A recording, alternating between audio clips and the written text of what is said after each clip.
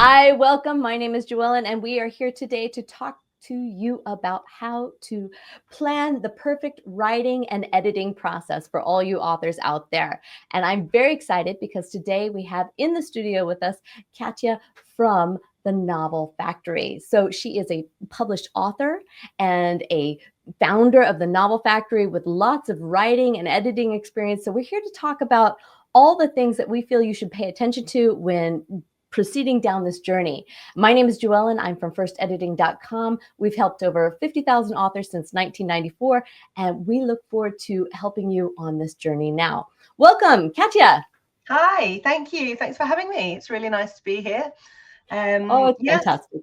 Yeah, I'm so excited. I heard that this big event has happened in your life, and I want you to share personally with our audience what's the news with your book. Yeah, so I've been writing for a really long time, about 15 years, or well, maybe that's not a really long time for some people. And yeah, about a year and a half ago, I was fortunate enough to get an agent, a really great agent. And soon after that, I got this book deal with Penguin Random House, which is just the deal of a lifetime. My first book is due out early 2026. That's Blood of Gods and Girls. And it's a young adult feminist fantasy. So it's really exciting. It's a really exciting period to be in, just like, really waiting for my book to be on the shelves. Oh, it's fantastic. I mean, this is really everyone's dream. It's a major publishing house. It's the success after all the years. So that's why I am excited to talk to you today. And we're kind of have a little back and forth here about what it's like to get to where you are. And some of the tools, I mean, obviously you've taken your experience and you've created a fantastic writing tool and editing process here for the other authors. So I think it's really great for us to kind of dig into that and talk about how that works. So I guess we'll just jump right in. And my first question for you is, what should authors really focus on during these different stages of writing? Because you start with the writing before you get to the editing, and they should remain more or less separate. What are the stages that you think that most of our authors would benefit from focusing on? Well, it's hard to say what would be best for most, but I can talk about what I do, and some people might find that helpful.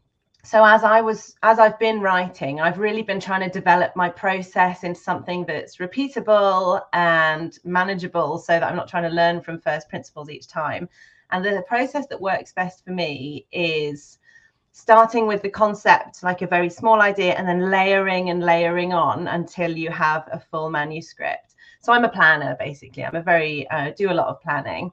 And as opposed to pantsers, who I understand just start writing and get to the end, which I find completely terrifying.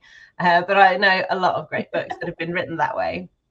So I tend to start with a premise. So I'd get like the 5 key story elements, the character, what they want, what's stopping them, those kinds of things. And I just pin those things down as my starting point. Then I think it's really important for me, or for planning, to get a basic plot structure in place. So the key elements of the plot, there are a few different plot templates that you can use. I think there are lots of similarities between them, but they have things like, your starting point, your status quo, inciting incident, midpoint, low point, all of those things. I think it's really important to make sure you understand what those things are if you're writing a novel. And you don't have to follow any plot template religiously, but you need to know what those things are so that your novel has a good structure and pace. Characters, obviously, I spend a lot of time working on characters, developing them, developing their backstories, and their arcs, as well as the main character. The sub-characters will often have their own arcs through the story. At that point, I would normally do a first draft, because I find that you learn so much about the story in your first draft, in the writing of it. And then I would look at themes, locations, and then it is just editing. The fun part. Yes, the fun part. Well, and for me as well, even as a planner, the largest part is editing. Yeah. It is. But I love that you're mentioning all of the story arc and all the essential details that quite often, if you're a new author, you may or may not be familiar with. And I did take a look at your website there at the Novel Factory, and I saw that there's a lot of great tools there to take a look at that. So it's fantastic to see how that goes. So I know for editing, you're talking about the different parts of editing, and this is your self-editing, correct? Yes, exactly. So I'll do a load of different drafts, self-editing myself, but then I will get to a point where I know that I need other eyes. I need third-party eyes to look at it and say what's working, what's not working, because at a certain point you just can't see the wood for the trees. So I do think it's really important to get a professional editor, but perhaps you're better suited to talk about all the different stages that professional editors will go through. Yeah, I mean, and I love to banter this back and forth, but I do think quite often we meet a lot of authors who, they've been so focused on writing and trying to get all that correct that they need to learn also about the editing, which, in over time always strengthens and helps you as a writer. So once you've done the self-editing, and I really want to dig into that a little bit more between us, because, that's really preparing yourself for the best return on your investment with professional editing, is then you're going to go into something with developmental editing, which again is that reviewing all those essentials you just talked about, the story arcs, the character development, the plot line, each individual scene, to assess it. How strong is it? What have you created there? What have you shared? What have you omitted? Maybe because, like you said, you're so far in the woods, you can't see it. And at that time, it's a lot of people come to us say, "Oh, I need a copy editor." Well, developmental editing is all about the ideas, right? And then it's making sure that it's kind of your coach who's sitting there helping you to review it and decide what's going on. So again, developmental editing is the question time. And I think with developmental editing, like that was the most useful part for me as well. I mean, I think the copy editing is also very useful, but it's the developmental editing where you really find out where the holes in your story are. Also, importantly, where you think you've explained something but you haven't. So, at the developmental edit stage, sometimes I'll have the editor come back and say, but why are they doing that? And I can explain to this editor why they're doing that, but I haven't put that into the story. So that's like a really key flag point for you need to make sure that is actually in the words on the page. Right. And the great thing about working with developmental editors is it's, once you know what you're trying to say, it's also, working together on how to show that. Yeah. You can explain it, but of course you're showing it. And I know you know that, but it's really, it's talking it out. It's like book therapy. What does this mean, and where did it come from, and how did you get there? What do you think you want to do with this? So That's a in really many, good many, way many of ways. putting it, like book therapy, and like, because you don't know why you've done things some of the time, and and having to explain it draws it out. So yeah, I love that. Yeah, and did you intentionally mean to do this, or did you really mean to go somewhere else? So it's kind of fun, and it to be honest, it can be painful, but I think it's important for authors to find somebody they can trust, that it's a good match, who's familiar with their genre, who's familiar with the audience, because editing is all about audience engagement, and it's about making sure that once you have completed your book, that the people you want to read it are actually gonna, open it from one page to the next and follow it all the way through. So, and then of course, after that, you've got all the line edits and the copy edits, which are, a lot of those revisions. Some people use professional editors. There are now a lot of tools out there that can help you with this, to maintain your, the more traditional work that we're going with when you're dealing with syntax, your grammar, spelling, punctuation, all of those rules and regulations, as opposed to the creative developmental that we've been talking about. And of course, making sure the continuity is not just idea-wise, but stylistically wise, and making sure that you can find an editor who works through that. So then you get into the revisions, which, as we know, can be as much as you can possibly imagine if you like. But it is really good to have tools out there. And that's why we're excited to talk to you today about what we have there. So I just wanted to, go ahead. there's just a couple of points you made which I really agree with, which are, one, getting the right editor. So you can have a really good editor who is not the right editor for you, and having the right one who really shares your vision and knows what you're trying to achieve and understands the genre. I mean, there's so much information in there that with regards to people's expectations, you know, what's going to float their boat, you know, with the readers. So getting the right editor is really key. Yeah, and also with what you're talking about with the style editing, you know, there is a certain amount which is just, this is a rule, there is a correct way and there is wrong way, and you know, software can help with that to a certain degree. But in writing a novel, every word is about style and voice, and it's a choice about the impact that's going to have, and I just don't think machines can do that in the same way that a human being can do it. No, and I think that there also, it's back to that therapeutic book coaching kind of a feel, is that working with another human, it also, you need the personal feedback. You want the personal feedback. You want them to, you know, confirm or actually reject it. You know, it's very valuable when they say, you know what, I know this is fantastic, this whole scene is beautiful, but it doesn't fit. In there. And you go, what? No! And they go, cut it. And you're like, ah. But they're doing it. And that's the honesty that you'll get from a professional that, you know, you're not going to get from somebody who's just trying to help you through, a beta reader, anyone with good intentions who doesn't really have the experience of publishing, the experience of, you know, getting authors out there, you know, either with an agent like yourself or self-publishing, whichever way it is. You need to make sure that you're making the right impressions so that you're continuing on the career path that you're aiming for. And therapy is good. Okay. So tell us a little bit about, I mean, you obviously have done a lot of writing and a lot of editing, and the Novel Factory was part of that process. So tell us about your self-editing and the writing and how it goes through that, and some of the tools that you've got there that you found helpful for yourself. Yeah, so I like with what you described with the professional editing, where you go through the structural and then the sort of developmental and then the line edit. So I kind of do all of that on my own first. Like I do one round going through all of those different things. So with the first level, I'm looking at the high level things like, does the main plot follow through? You know, is it, as I've had the issue with early on, is it not just a series of events that are happening? Is there actually like a through line going through? The characters, I really want to make sure the characters sing, that they feel real, that they have their own desires and vulnerabilities. Are those coming out? I'll look at subplots. So yeah, I might have different themes or different character arcs or items that I want to have going throughout the novel. So I might have just mentioned flowers once, and I decide actually I want flowers to be a recurring theme. So I'll look through and go, can I put them in there? Can I put them in there? What do they represent in that scene? How are they representing the character arc in that scene? That kind of thing.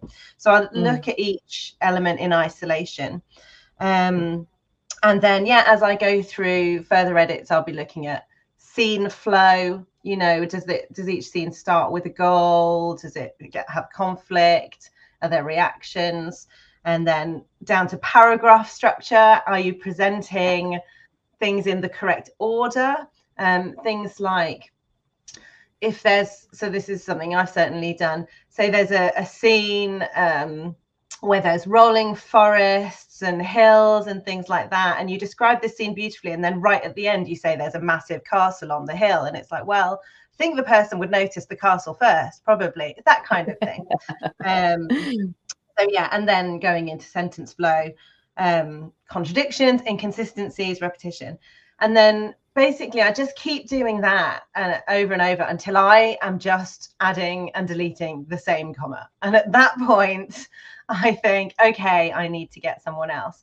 And I have to say, even though I go through all of that on my own, still go through all of it again with a developmental editor, you know, and then copy editors, things like that. Even when I mean, with this novel now, which is going through all of those professional stages, it's amazing to me how many typos and tiny grammar errors are still being picked up. And I'm like, I've read this so many times. How have I managed to not see that error? having read it 20, 30 times. It's just still there. So yeah, so those are all of the stages that I go through when editing my novel.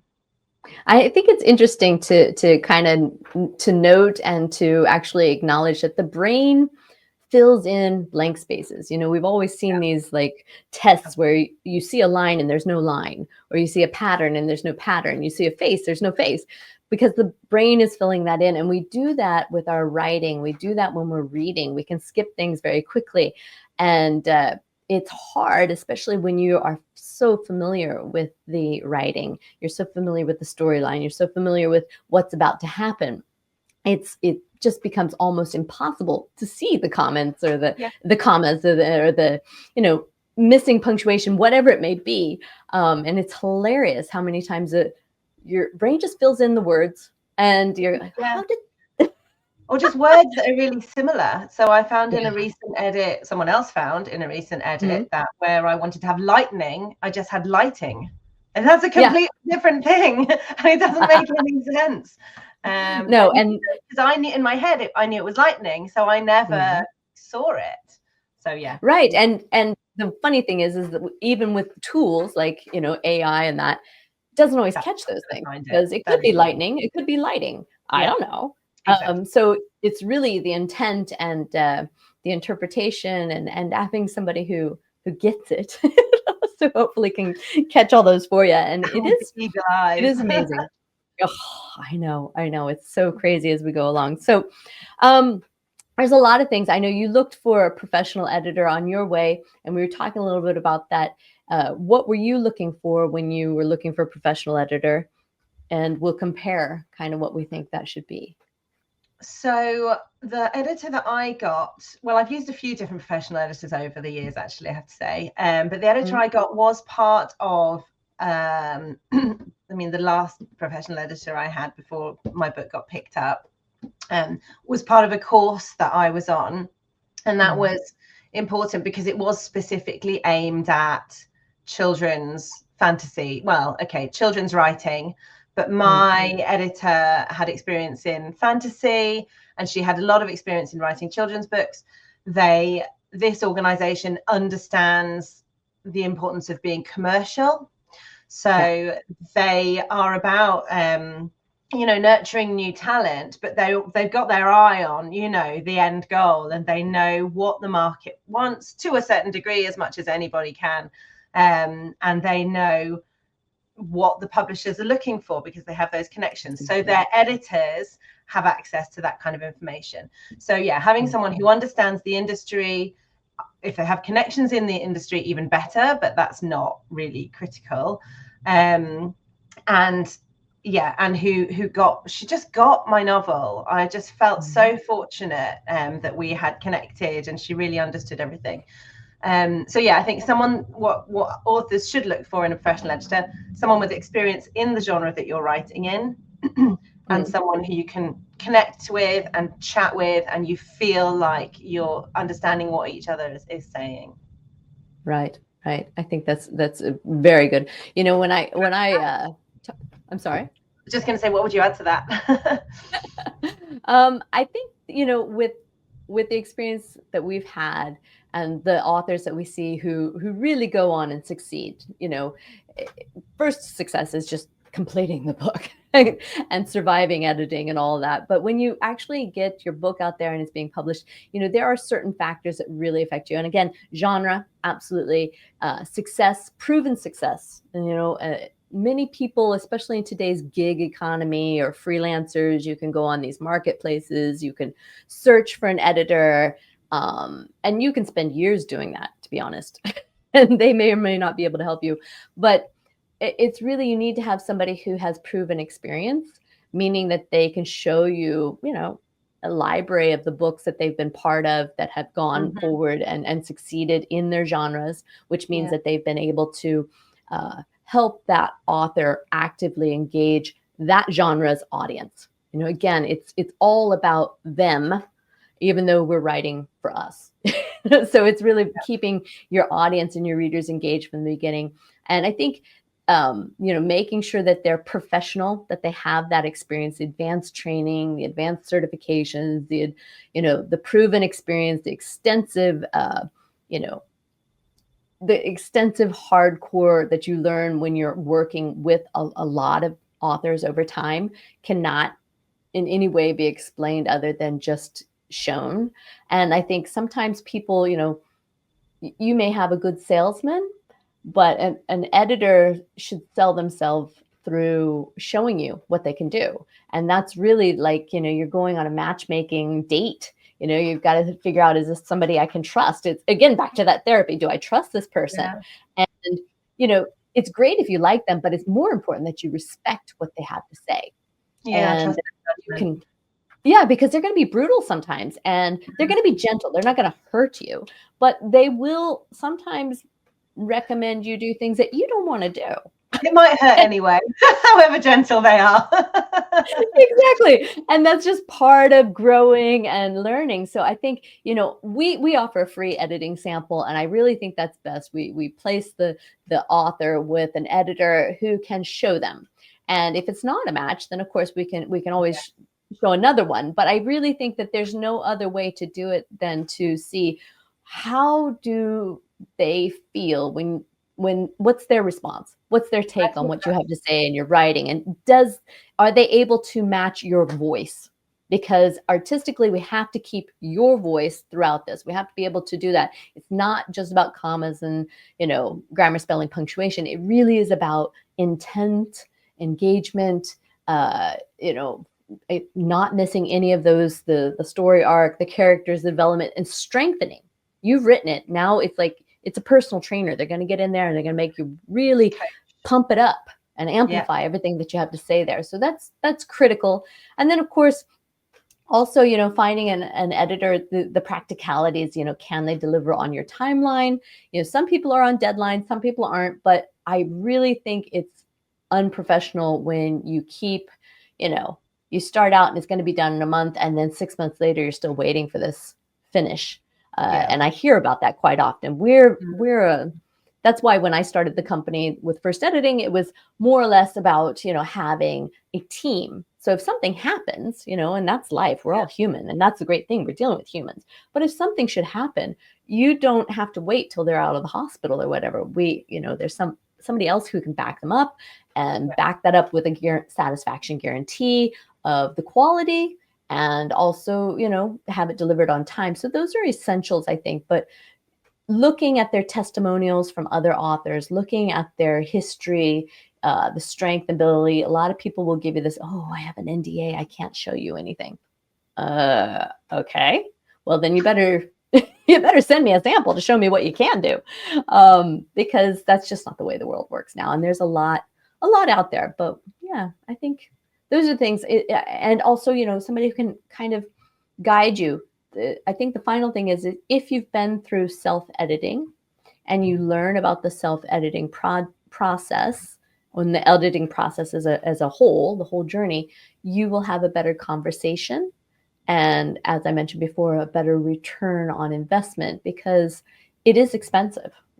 Editing is not easy, and developmental editing is, it's quality. So, but it's so essential.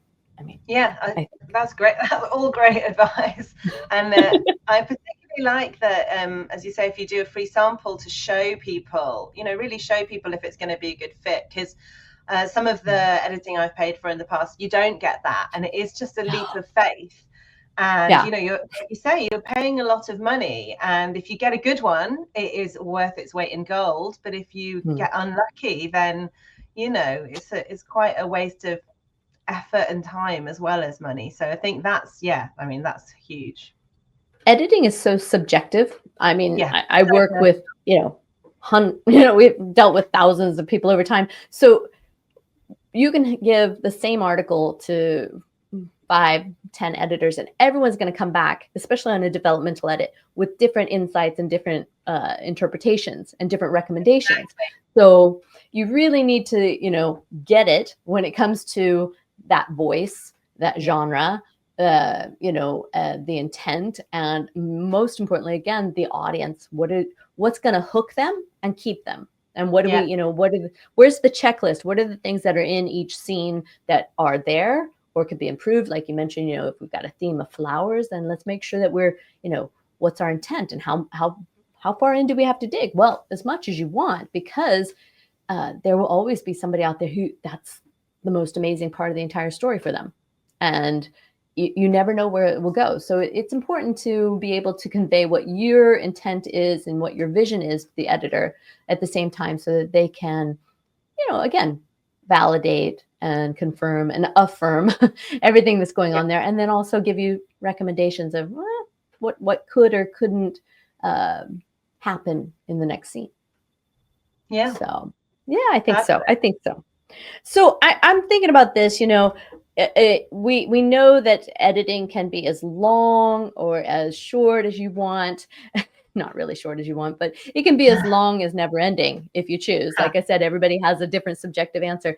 But when you've been through the editing process and you've spent years writing your story, years digging into the essentials of creating the characters and the storylines and that, how much time from the top, from the beginning, have you planned, or would you let people be aware of when they're planning editing with the writing process? So I would like to plan a year to write a novel. So that's like a month or two for planning, a month to write the first draft, and then the rest of the time is editing. And I think that's plausible. Like, it's possible to do that. The book that is going to be published in 2026, I spent many more years than one writing that, because it went through so many different iterations. And actually, it's kind of a completely different book now to the one that it was when I started. And that is because of the editor.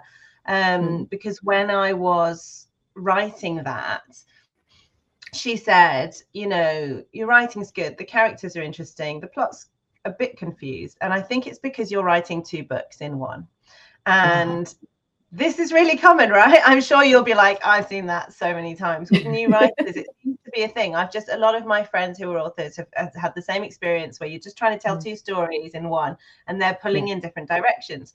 So she said, you need to pick one. And I said, I can't possibly do that. That's a nightmare. I'll have to tear apart my entire story. And I threw my toys out of the pram and I was like, no, I'll write a completely different story. And then I got over it and I did what she said. And here we are. And the way that I mentally managed to cope with it, and it worked perfectly really, was that, I took the two stories apart and I said, I'm not throwing that one away. That's book two. It's just two different stories now. And that is what's happening. And that's great. So, so I think because I basically rewrote the entire story several times, that's why it took, 2 or 3 years, maybe longer, but to get to where I am now. But I think if you roughly have got the story right to begin with, then I think, a year to allow all your self-editing, then getting feedback, and then applying your, professional edits as well. Right. And I think it's interesting here to consider that, this year that you've got here, many times a lot of this editing, there's different types of editors. There's not just the developmental, the content and line, the copy editors for different types of editing, but there's different editors for different processes. You're going to have, if you are fortunate to get an agent and you get in-house and you get a book publishing deal, then there's still going to be another edit.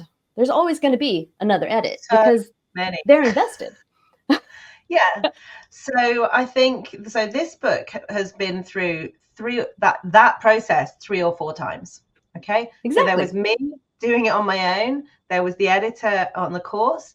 My agent gave me another developmental edit, and then the publisher, more developmental editing. And then, finally we're through to that stage. So there's been 4 different outside editors, working together to make this book really make sense, and all of the different elements. And I couldn't have done that on my own. There's just no way. No. I think it's important, because quite often you think, okay, now it's edited. It's edited. Why are you pulling apart my book? Well, to remain adaptable, remain open, that growth that we're talking about to get to where, if you have a vision and you are actually, as you mentioned, commercial, I want to sell my book. This isn't just a passion project. This is important to me financially and my career and whatever. Then I think it's really, you have to remain open that there's going to be different levels and different stages.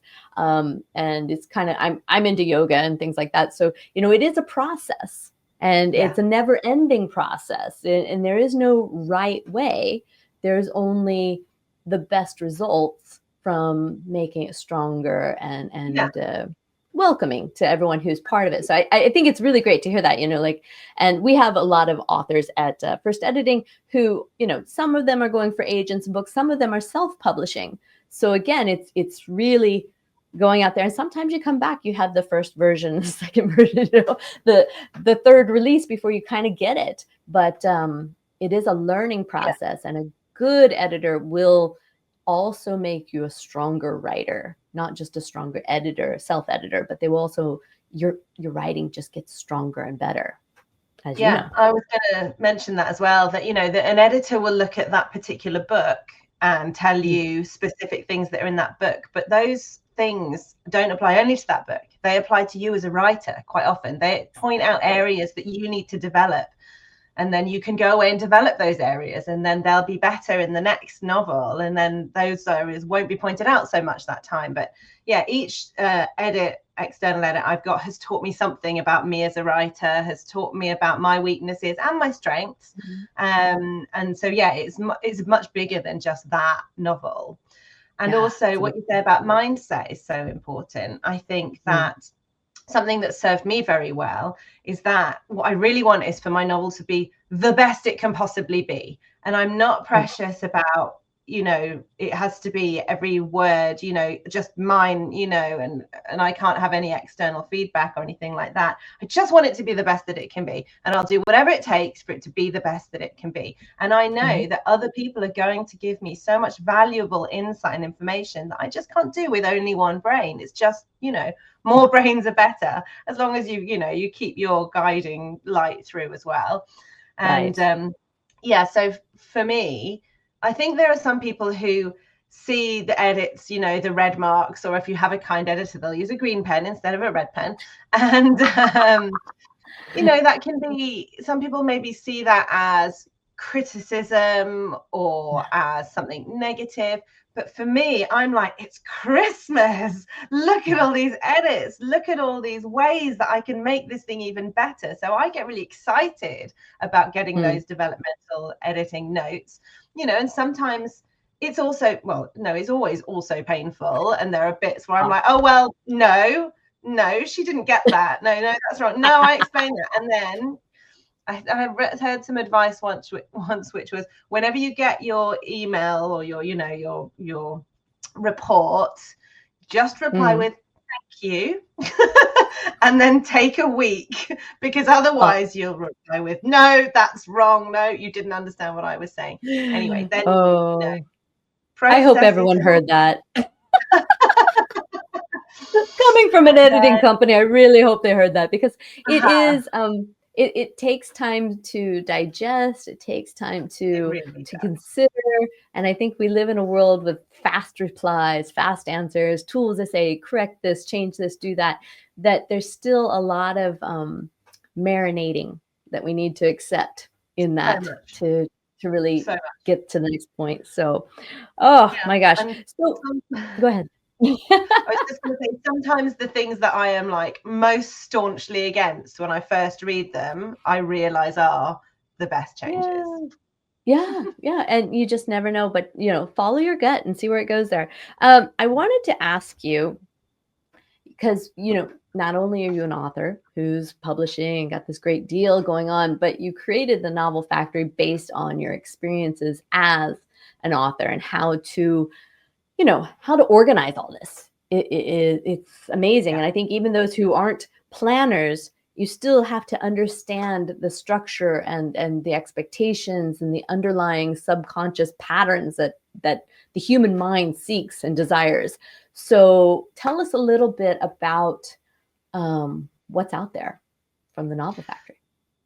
So yeah, so the Novel Factory definitely is geared more towards assisting authors with the planning and writing stages. There are features which you get from idea to final manuscript.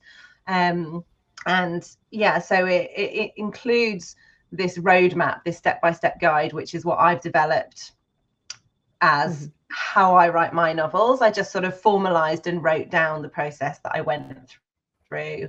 And I shared it with other people because I was using it. It was helpful for myself. With the editing, the areas that the Novel Factory helps most with are with keeping track of multiple subplots. So I have a terrible memory. I am not good at holding a lot of different things in my head at the same time, but I like writing novels that have a lot of different subplots that weave, in and out of each other, and then in the end, tie together in a lovely bow. So the subplot manager is like it's like a glorified Excel spreadsheet where you can cross-reference scenes and subplots. So you can say, okay, here's a subplot. Here are all the different beats that are going to happen in the subplot. What scene are they going to happen in? And then you can flip it around and look at each scene and see which subplots need to have which beats happening in them. So that's like a kind of, mechanical way to just keep track of all of that data. And I find that really useful, because it means I can pull out one subplot in isolation and just think of it on its own, and then I can slot it into the novel, and I can keep track of all of those, and because I would just be completely lost with that otherwise. And the other thing it helps with is linking. So we have the manuscript area, and then on the side you can see all of your related info. And so you can link your characters, your locations, and you can quickly reference them to see, what's relevant to that scene.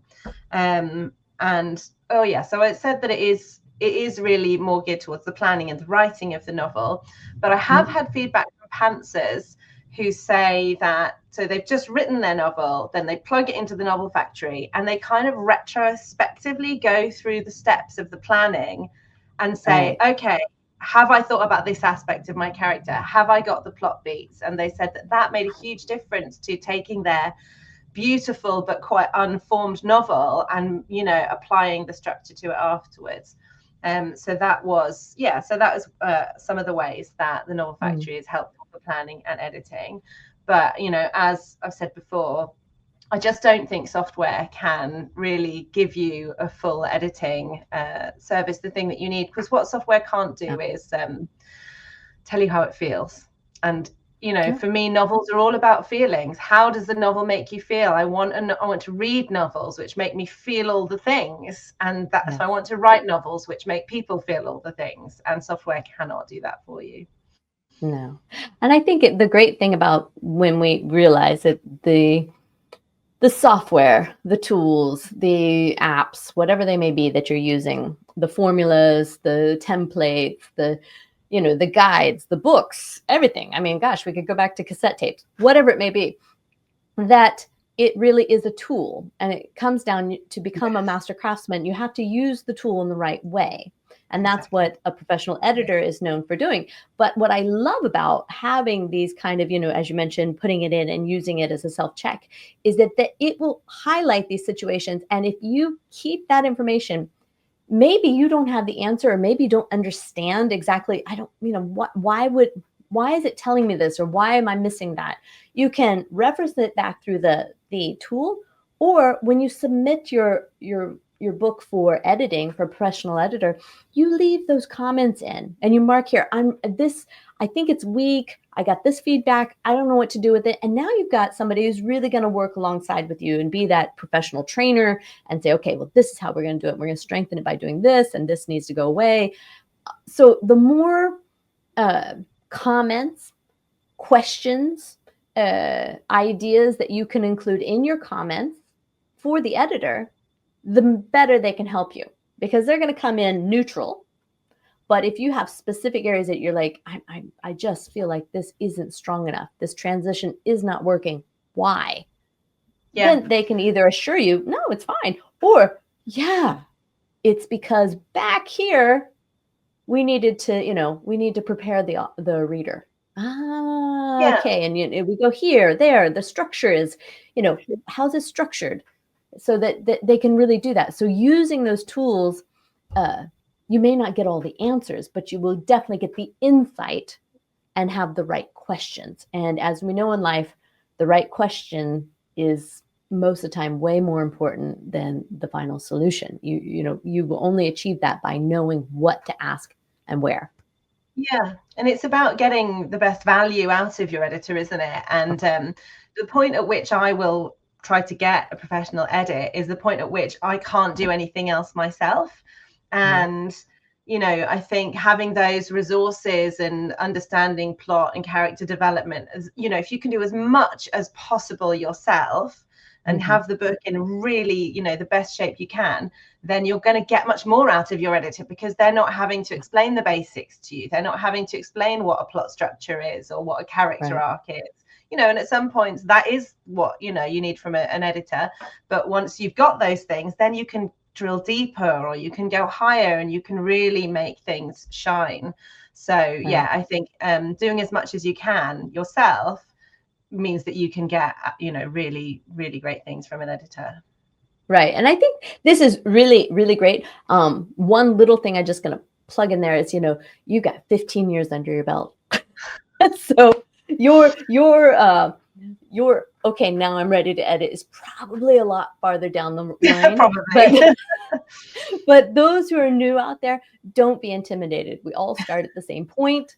And, if you want help earlier, then reach out. And if you don't know what help you need, again, that's, reaching out, getting a free sample, because the editor's going to give you feedback on what you need. And they'll also respond to what you're asking for. And based on those two factors there, what do you need? What do we see that you absolutely have to, we have to deal with here? And what do you want? Maybe you're a great writer and your syntax is perfect, grammar, spelling, punctuation is all good, but you really want to dig in again to what are the questions, I'm finding this, then that's a deep level edit. But if if you're somebody who's been through millions of self edits and things like that, and you've used the tools and you've invested all that time and energy, you may be ready to go into, a strict content edit to make sure we're not messing up lighting with lightning or whatever it may be. So those are really important, but to reach out to the editor, find out if they're the right match for you, find out, what it is you think you need and what they are going to tell you that you absolutely cannot ignore. And I think that's really... And I think the earlier on you are in your journey, you don't know what you need. That's a huge part of it. So, if you're looking at it going, is it ready? Is it not ready? I don't know. That is a really useful time to get feedback from someone who understands. Oh, it's definitely, because they're going to give you the structure. Again, that's the beauty about the tools, and that's the beauty of working with professional editors, is they're going to put you in the framework that you need to be to succeed. Yeah. And if you don't have that framework, it's really hard to progress. You have to have goals, you have to have a vision, you have to have a process, and this is part of that. So you need to know what direction you're going in if you're going to get there. And keep your compass at all times, because everybody has an opinion, and you want to make sure you're only getting feedback from those who are qualified to give you feedback. Otherwise, you're going to really frustrate yourself. So I guess our last one is we want to talk a little bit about, professional editors, as you mentioned, maybe a few things that the software doesn't. And I know that I loved your quote there earlier about, I want to know how it feels. Yeah. And AI just can't do that. No, I mean, I think that's what it comes down to, that, it's novels are stories, they're about feelings, they're about the human experience, and software can't do that for you at all. I think, they might be trying to develop AI that can look at the structure of a book, but I don't think it's ever going to be able to know how it feels. And I mean, my view is that it can't even correctly correct my text messages. So it's not going to be able to do it for my novel. And that's basic, where you could say, well, this is correct or this is incorrect. And it still gets it wrong. I mean, it'll replace words with the wrong word. Let alone, when we're talking about novels where everything's about intent and style, and you make that word choice for a reason, and not because it's the right word, because there's no, I mean, it's the right word, it's not the correct word, if you see what I mean. Like, there's no one correct word in this sentence. There's the right word for this specific scene, this specific character, and it has so many layers, and each word has so many layers to it. And you know, you just can't get that in an algorithm at all. And the same, you know, I think some of these grammar programs have a place, you know, if you're learning writing, or if it's more business writing, and there really is just, you've just got to communicate it as clearly as possible. But yeah, for me, when I'm writing in Word, I can't have any of that correction stuff on, because I'm always like, no, that's not what I want to say. No, that's not what I want to say. So you just can't rely on that kind of thing. And I personally don't think it can ever get there, because it can't feel, as I've said. No, and it's very interesting to see where we're headed, because, you know, AI is a big part of our future and where we are. I've been around with first editing now for 18 years? 18 years. And it's really how we are growing. You know, we came in with the Amazon and self-publishing and all this. So there's a massive amount of information out there, but how many people are really succeeding in finding their audience? And part of that comes from not just using the tools and, you know, pushing it out there. There's a whole process to strengthening yourself as a writer and paying attention to that. So especially in the fiction, you know, we do fiction, nonfiction. We also do academic and research. So there's different, you know, genres, shall we say, on those also. But to really figure out, okay, how do I get stronger so that I can, you know, rinse, repeat. And if you've got 2 books, that's great, because as you know now, what publishers are looking for and what agents are looking for to ensure that we succeed when publishing is quite, it varies a lot. But, you know, how many followers do you have? What audience do you have? How connected are you? You know, that makes a huge difference. And if you have a second, third, you know, if you have a trilogy ready, that's way, you know, a strong trilogy, not just a trilogy, but a strong trilogy there available. That's very good, because again, we recommend this next book. So that's all about fulfilling the commercial needs while always staying true to the being a master writer in terms of what you're doing, and learning to be a wordsmith, to really up your skills, up your understanding, and to proceed and look at this as a long-term investment. I mean, did you realize you'd be here 15 years from now? No, not at all. I did set the goal to be published. Like, that was I'm gonna really try to get published. But you know, I thought small deal, you know.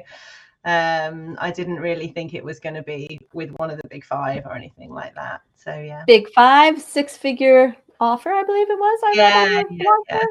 Yeah, it was a pretty major deal. Very, surreal, totally surreal and life-changing, and it went so quickly. And that's something, I mean, what I'm going to say is sort of encouraging and also sort of frustrating. I mean, when I had this before, which was, it happened really fast. I went from not having an agent to this deal within 6 months. So to the people who feel like you keep getting really close, and you keep getting really close, and then it doesn't happen, and you keep getting really close, and then it doesn't really happen, just hang in. It really changes quickly. Right. And it's always about adapting and smoothing and polishing, and keep doing what you're doing in the right way, and keeping the faith. So I think, you know, you say it went really fast, but I'm like, it's 15 years. Yeah, it went really fast at the very end. It went really slowly. It didn't move at all 15 years. No, it did. Oh, they were an instant success. No, there was a lot of real hard work put in there, and dedication, and multiple rounds of editing, and something I was going to say as well, that people often talk about perseverance. You've just got to keep going. You've just got to keep going. And for me, that is true, but it's only half of the story. So you have to keep going, but you have to keep improving. So every time I wrote a book and it got rejected, I would say, right, I'm going to write a better book. that got rejected, next one's going to be better. And I think that's just, you've got to keep him. I believe you should try to keep improving. And then, if you keep doing that, you will get there. Absolutely. Absolutely. I love your dedication. I'm very, very excited for you. I look forward to 2026 and when we can check out all of this work. That's a long way out, but that means there's going to be a lot of marketing and launching, and there'll be so much more insight coming in. So I look forward to talking about that. For those of you who have joined us today, I do want to mention that you can go to firstediting.com/The Novel Factory, and we will put a recap of all this here. And of course, you can come and check out. If you don't know what you need for editing, you can always stop by and get that free sample from us and ask us any questions. We answer phones, we answer chats, we call you. We are humans and we enjoy what we do. That being said, please go over and check out The Novel Factory. Also, tell us a little bit about what you've got going on there if they stop by your website. Yeah. So if you come to novel-software.com, we've got a load of useful information on the site just available for free on all aspects of the craft. The roadmap is available completely for free there if you want to follow that step-by-step guide or just dip in and see what's there. If you sign up for our mailing list, then you get a free character questionnaire, which I believe is the most comprehensive and popular on the internet. If you, you can also sign up for a free trial of the software if you would like to see if it works for you, if it's a good fit. Similar to the free sample, you can try the software free for 30 days. There's no commitment, no credit card required, nothing like that. We want you to try it out and see if it's right for you or not. And if it's not, you can download all of your work and just walk away. It's not all trapped in there or anything like that. But yes, it's a lot of people find it incredibly useful and intuitive for their work. So I'd really recommend trying it out. I saw some really good reviews in there, and I think that, that speaks for itself. But of course, a tool is nothing without the dedication and the use of it. So get in there, take the time it takes to learn how to use it. And I guarantee you, it will help you get a better return on your investment with your editor, because the better questions you have, the more specific you can be, the stronger they can assist you with your manuscript. So again, that's really essential. What a great interview. Thank you so much, Kat. I enjoy meeting with you, and I encourage everyone to stop by the Novel Factory, and we'll meet again soon, I'm sure. Thank you so much. It's been a real pleasure. Thank you.